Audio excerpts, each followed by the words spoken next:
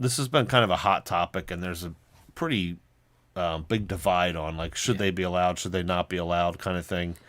Marijuana dispensaries or grow facilities, wherever they are, all have their own separate like.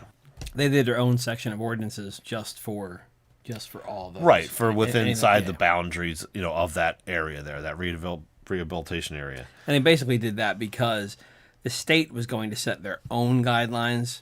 Right, if you don't Gloucester set Township one, didn't. So, right. Yeah, Gloucester Township did it.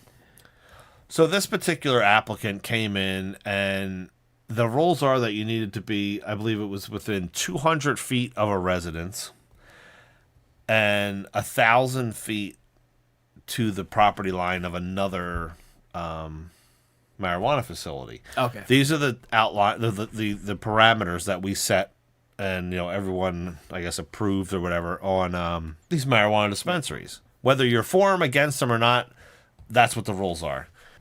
There's a process in New Jersey now that you need to take, and that process includes first identifying where you're looking to go.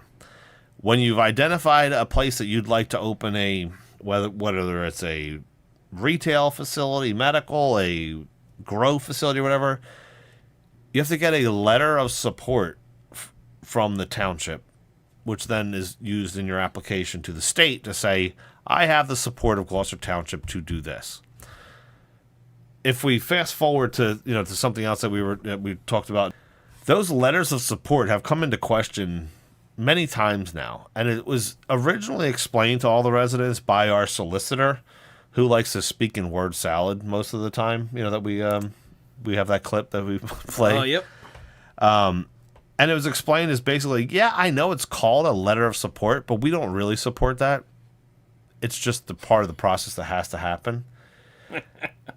And when questioned about it recently, a solicitor somewhat changed his tune, and it's worth going onto YouTube and listening to what he had to say. And he actually asked a couple of council members, like, are you sure you want me to say this out loud and answer this question? And it was kind of, nodding and saying, yeah, like, but the question was, whose responsibility is it? Is it the township's responsibility? Because from what everyone that's come in and has had a problem, whether it was the one that was next to the Wawa over by the Hojo, where that guy's saying, wait, what do you mean? We're here for the planning board meeting to say that this is a go, and you're now telling me that this fitness trail is considered a park, and I'm not allowed to. I literally purchased the land. I've done this. You've sent me a letter of support. The engineer is saying, no, you have the letter of support. I don't know what the hell they're doing up there. I don't know why they're stopping this whole meeting and going on. So the question was asked, like, whose responsibility is it? Is it the townships when you're issuing this letter of support that you told us doesn't matter, or is it the person who the applicant is? And our solicitor basically said, no, we're issuing the letter no matter what. We're not going to stop their ability to argue the case, which I, to a degree, understand, and they have that right. But they're also almost in that same breath putting all of the ownership on this person to look into what I believe should be their responsibility. Yeah. If you're coming to me and you're within 500 feet of another applicant, I should be telling you, hey, this has already been approved 500 feet away from you. It's 2,000 feet as the limit.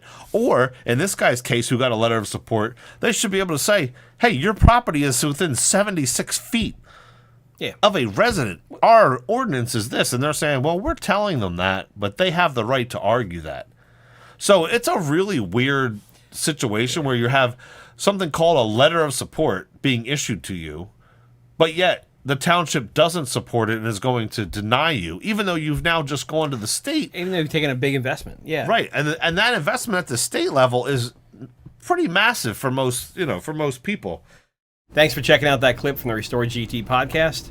For our full episodes, you can check us out at restoregt.com, or you can find us on YouTube at Restore Glowtwip, GLOTWP. Yep. See you soon, folks.